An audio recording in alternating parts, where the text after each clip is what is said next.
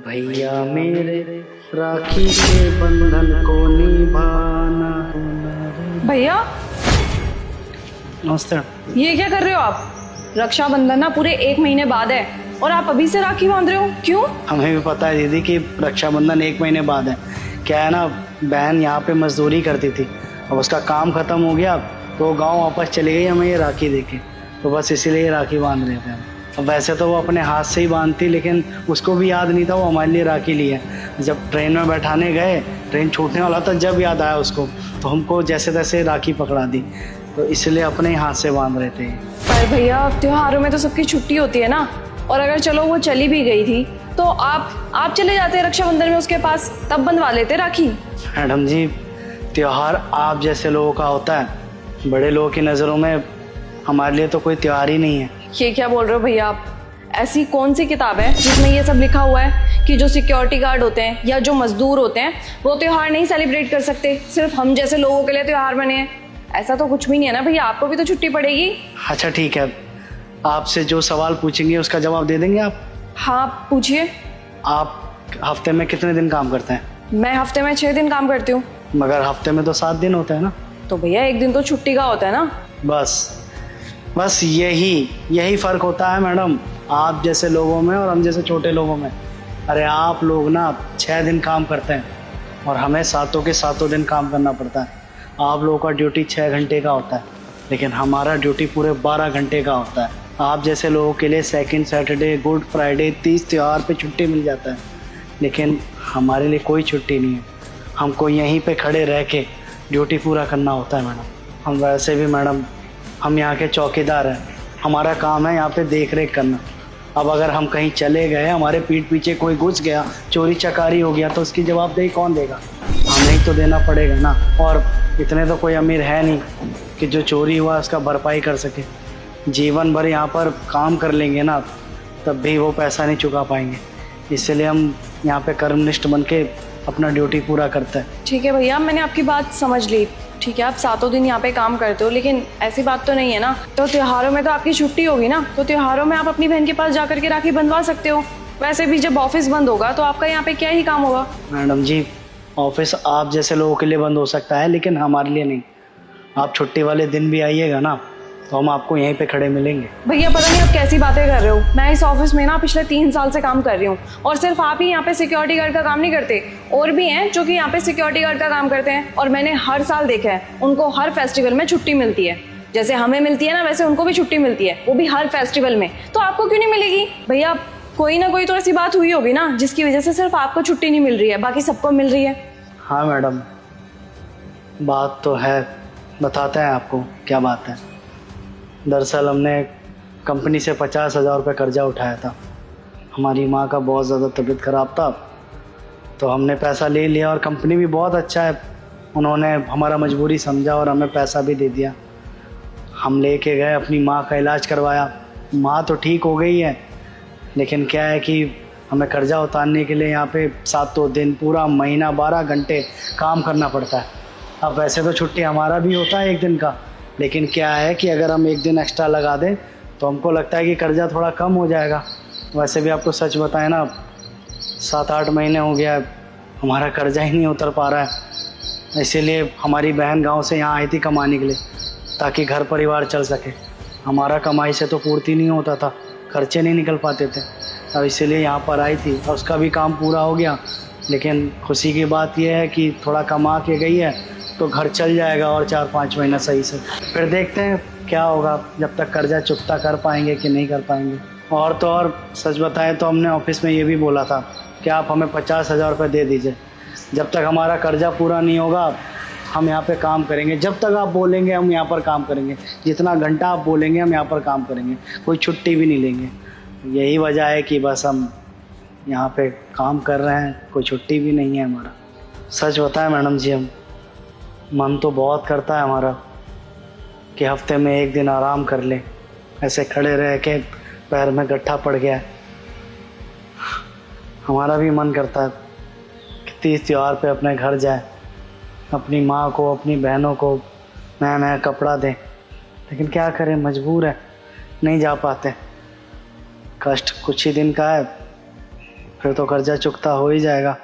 बस यही सोच के मन शांत कर लेते हैं और अपना काम करने लग जाते हैं। बस यही बात है मैडम, इसीलिए यहाँ पे हम काम कर रहे हैं। अच्छा भैया, ये बात थी, तभी आप अपनी बहन की दी हुई राखी अभी बांध रहे थे। वैसे भैया कितने रुपए और बकाया है आपके ऊपर कंपनी का? वैसे तो हमें याद नहीं है, इतना हिसाब किताब तो किए नहीं है, लेकिन हाँ कम से कम 30,000 रुपया तो बकाया होगा ही अभी हम पे। अच्छा, तो भैया अगर हम आपको 30,000 रुपये दे दें तो आप त्यौहार मनाने जा सकते हो?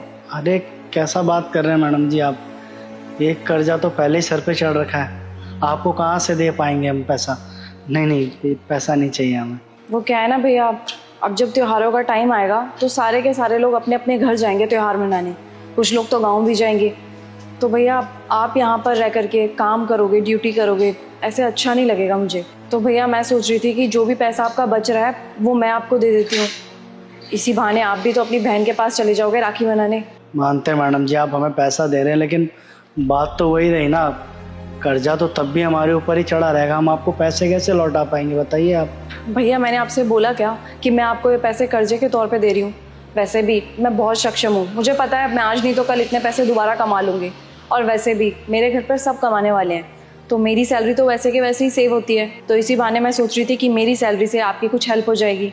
अब मैडम जी ऐसे अच्छा थोड़ी ना लगेगा, अरे हम मेहनत करके कमाते हैं तभी तो यहाँ पर खड़े हैं। अगर मांगना ही होता या किसी से पैसा लेना ही होता तो हम ले ना लेते कब का। हमें हराम के खाने की आदत नहीं है मैडम, मेहनत की कमाई करते हैं हम, और मेहनत की 2 रोटी काफ़ी है हमारे लिए। हमें आपसे पैसा नहीं चाहिए, आपने हमसे पूछा ये हमारे लिए बहुत बड़ी बात है, हम हमेशा इस बात को याद रखेंगे, लेकिन आपसे पैसा नहीं ले सकेंगे, माफ़ कर दीजिए हमें। देखिए भैया, भले ही आपकी एक बहन गांव में होगी, लेकिन आप मुझे अपनी बड़ी बहन मान सकते हैं। इसी बहाने बड़ी बहन होने के नाते आपको मेरी बात माननी पड़ेगी। तो ये लीजिए भैया, ये पूरे 30,000 रुपये हैं, आप ये लीजिए और कंपनी में दे आइए अभी के अभी। मैडम हमें बहुत खुशी हुआ कि आप एक गार्ड को भाई का दर्जा दिए, आप हमें भाई मानते हैं, लेकिन रक्षाबंधन एकमात्र ऐसा त्यौहार है जहाँ पे बहन भाइयों को राखी बांध के सुरक्षा का वादा लेती है, और भाई उनको नेक के तौर पे कुछ गिफ्ट देता है, कुछ पैसा देता है। और यहाँ तो बिल्कुल उल्टा हो रहा है, ना तो आप हमें राखी बांध दी है और ना ही हमने आपको कोई गिफ्ट दिया है, उल्टा आप हमको ये पैसा देने की बात कर रही हैं। आपसे पैसे लेते हुए हम अच्छा नहीं लगेंगे मैडम। अरे भैया आप ये कैसी बातें कर रहे हो? ज़रूरत पड़ने पे एक बड़ी बहन अपने भाई की मदद क्यों नहीं कर सकती? ज़रूर कर सकती है, इसी बहाने मैं आपकी मदद कर रही हूँ। आप प्लीज़ ये लीजिए और अभी के अभी कंपनी में सबमिट करवा के आ जाइए। लेकिन मैडम। अरे भैया लेकिन कुछ नहीं, मेरे को ऑलरेडी बहुत लेट हो रहा है, मेरे को जाना भी है। आप पकड़िए और जल्दी से जाकर के कंपनी में सबमिट करवा के आइए।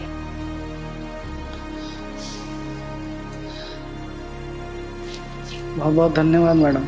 अरे भैया धन्यवाद से काम नहीं चलेगा, जब आप राखी बंधवाने के लिए गांव में जाओगे ना, उससे पहले आपको मेरे पास आना पड़ेगा, मेरे से राखी बंधवानी पड़ेगी पहले। समझ में आया आपको? जी मैडम। मैडम नहीं, बहन हूँ आज से मैं आपकी।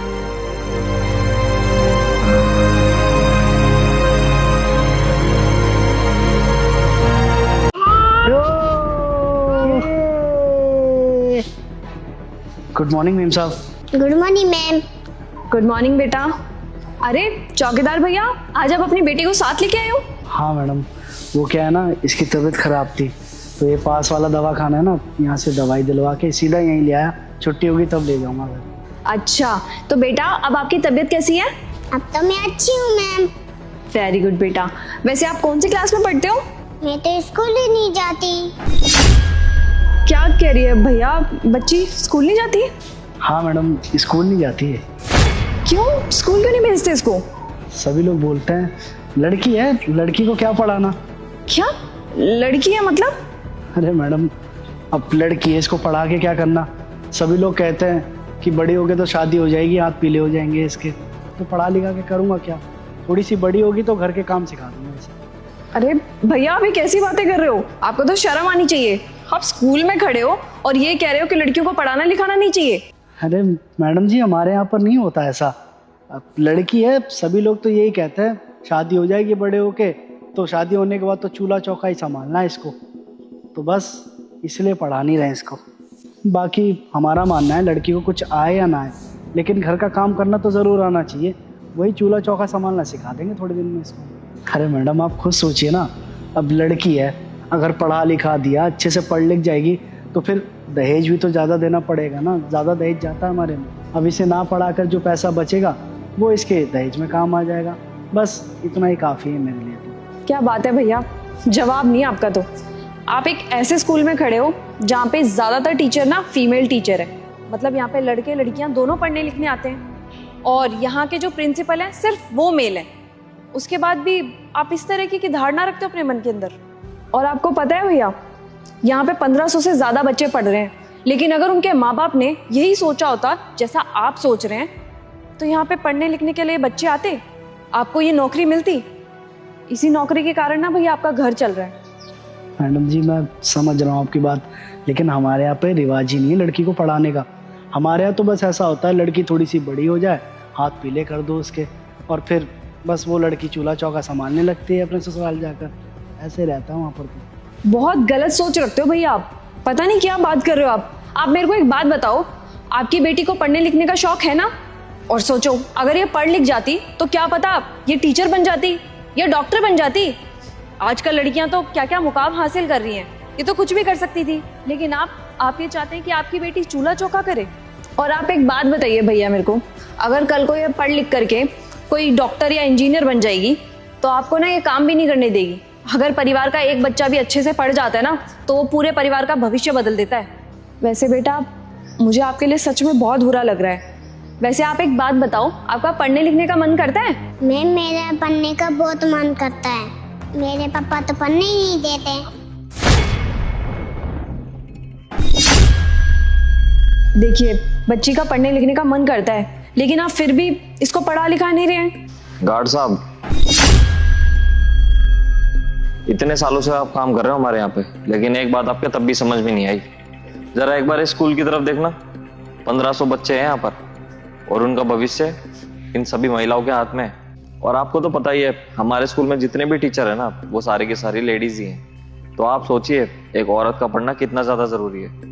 एक समाज को समाज बनाने में एक आदमी और औरत दोनों का हाथ होता है, और उसी में अगर औरत पढ़ी लिखी ना हो तो समाज कैसा होगा, सोचिए। गार्ड साहब, जितना जरूरी एक लड़के को पढ़ाना है ना आज के टाइम पे, उतना ही जरूरी एक लड़की को पढ़ाना भी है। खैर अभी तो आपको ये लग रहा होगा कि हम लोग कैसे बेफिजूली की बातें कर रहे हैं। अब गार्ड साहब आप खुद ही सोचिए, कल को आपकी बेटी पढ़ लिख कर कामयाब हो गई तो सोचिए एक बार, आपको कहीं जाने की जरूरत नहीं है इसका रिश्ता ढूंढने के लिए, रिश्ते खुद चल कर आएंगे आपके घर पे। अरे अपने बच्चे को इतना पढ़ाइए लिखाइए, लोग आपके पास आए, आपको कहीं जाने की जरूरत ना पड़े। पर प्रिंसिपल साहब, पर कुछ नहीं, अगर सबकी सोच आपकी जैसी होगी ना, तो ना तो ये स्कूल होता और ना ही यहाँ पे बच्चे पढ़ रहे होते। सोच बदलिए तभी देश बदलेगा, और कल से आपके बच्चे यहाँ पर आएगी, लेकिन स्कूल की ड्रेस में, ठीक है? और आप इसकी फीस की चिंता मत करना, आप ये हमारे स्कूल में पढ़ेगी, वो भी बिल्कुल फ्री में, ठीक है? फ्री में? पर फ्री में क्यों प्रिंसिपल साहब? क्योंकि आप पहल करेंगे ना, तो आपसे प्रेरित होकर और भी बच्चे आएंगे यहाँ पर पढ़ने के लिए। कम से कम लोगों को पता तो होना चाहिए कि बेटियों को पढ़ाना कितना जरूरी है। जी प्रिंसिपल साहब, धन्यवाद। बेटा प्रिंसिपल साहब को धन्यवाद करो। धन्यवाद साहब। साहब नहीं, सर। Thank you sir.